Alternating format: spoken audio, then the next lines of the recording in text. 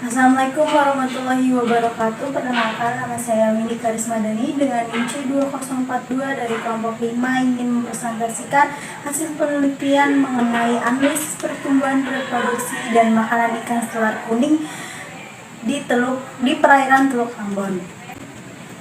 Hal yang melatar belakangi penelitian saya adalah tentang biologi perikanan. Biologi perikanan adalah suatu ilmu biologi yang mempelajari tentang studi perikanan dari lahirnya ikan sampai matinya ikan.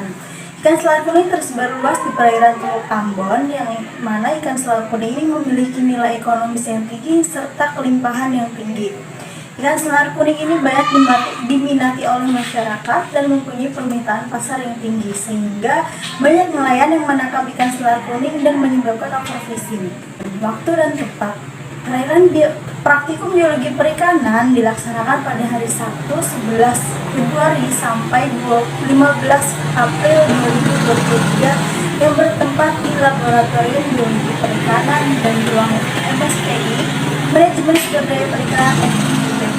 Selanjutnya adalah metode. Berikut alat dan bahan yang tertera di layar dan prosedur kerja pertumbuhan yang telah tertera di layar. Yang kedua ada reproduksi. Alat dan bahan sudah tertera di layar dan metode kerja pada reproduksi.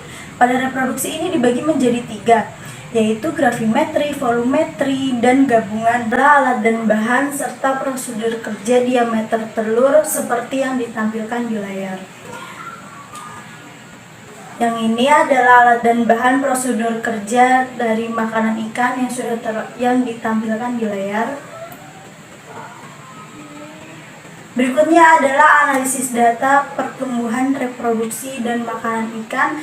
Pada analisis data pertumbuhan dibagi menjadi 3, yaitu distribusi frekuensi panjang, hubungan panjang dan bobot, dan faktor kondisi. Yang kedua adalah produksi, terdiri dari nisbah kelamin dan fekunditas. Pada analisis makanan terdiri dari indeks bagian terbesar. Untuk rumusnya sudah ditampilkan di layar. Hasil dan pembahasan pertumbuhan. Distribusi frekuensi panjang total gabungan didominasi pada selang kelas 123 sampai 134. Untuk grafik hubungan panjang bobot total gabungan menghasilkan rasio 0,9% dan sisanya dijelaskan oleh yang lainnya. Untuk hubungan panjang bobot jantan gabungan dengan rasio 0,6% dijelaskan oleh yang lainnya. Sisanya dijelaskan oleh yang lainnya. Dan untuk hubungan panjang bobot betina gabungan menghasilkan rasio 0,5% yang sisanya dijelaskan oleh yang lainnya. Untuk pola pertumbuhan ikan selar kuning jantan dan betina pada bulan April adalah alometrik positif, pada bulan Mei alometrik negatif, dan pada bulan Juni adalah alometrik negatif. Pada faktor kondisi ikan selar kuning jantan dan betina selama 3 bulan, tertinggi pada bulan Mei untuk nisbah kelamin ikan selar kuning jantan sebesar 47% dan betina 53%, sehingga perbandingannya adalah tidak sebanding atau tidak 1 banding 1. Untuk TKG jantan gabungan didominasi oleh TKG 2 dan TKG betina gabungan didominasi oleh TKG 4. Untuk IKG jantan dan betina didominasi oleh TKG 4. Dan untuk hubungan panjang dengan fekunditas, setiap penambahan satu satuan panjang akan mempengaruhi 0,8952, dan untuk hubungan bobot dengan fekunditas, setiap penambahan satu satuan bobot akan mempengaruhi sebesar 44,469.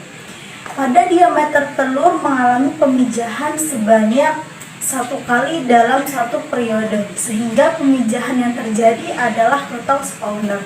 Makanan ikan selar kuning pada indeks bagian terbesar pada total gabungan didominasi oleh Nauplius, dan pada betina gabungan didominasi oleh Pleurosigma, dan pada jantan gabungan didominasi oleh Pleurosigma. Luas relung ikan selar kuning terdapat jumlah luas relung ikan jantan sebesar 3,7878 dan betina sebesar 5,7464. dan pada standarisasi ikan selar kuning jantan sebesar 0,1162 dan betina 0,1890. Tumpang tindih pada ikan selar kuning terjadi sebesar 0,8341 dan pada hubungan volume makanan dengan panjang hubungan terdapat persamaan seperti yang telah ditampilkan di layar dan memiliki rasio pada ikan jantan sebesar 1%, betina 1%, dan total 0%. Pada panjang usus relatif ikan selar kuning terdapat PUR rataannya sebesar 0,4554 dengan keterangan kurang dari 1 yang tergolong ikan karnivora. Dapat disimpulkan bahwa ikan selar kuning memiliki nilai ekonomis yang tinggi dan kelimpahan yang tinggi sehingga banyak diminati oleh masyarakat sekitar.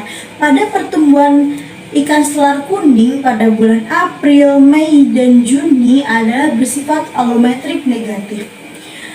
Pada nisbah kelamin atau proporsi kelamin ikan selar kuning adalah 1:1 atau tidak seimbang, sehingga ikan selar kuning betina lebih dominan daripada ikan selar kuning jantan, yang mana inilah termasuk ke dalam total spawner. Selain itu, TKG pada ikan selar kuning jantan gabungan pada bulan April, Mei, dan Juni didominasi oleh TKG 2. Sedangkan ikan selar kuning betina gabungan pada bulan April, Mei, dan Juni didominasi oleh TKG 4. Ikan selar kuning tergolong jenis ikan karnivora yang selektif dalam mencari makanan yang mana makanan utamanya adalah Nauplius dan Pleurosigma. Saran dari saya perlu dilakukan penelitian lebih lanjut terhadap ikan selar kuning di perairan Teluk Ambon dengan cakupan wilayah yang lebih luas, dan diharapkan penelitian yang kajian lebih lanjut akan menambah informasi dan data yang lebih akurat serta lebih terperinci dan beraneka ragam. Pertumbuhan, reproduksi, dan makanan ikan selar kuning pada kajian yang lebih lanjut mampu menambah pengetahuan sehingga sumber daya perikanan di perairan Teluk Ambon lebih terjaga. Terima kasih.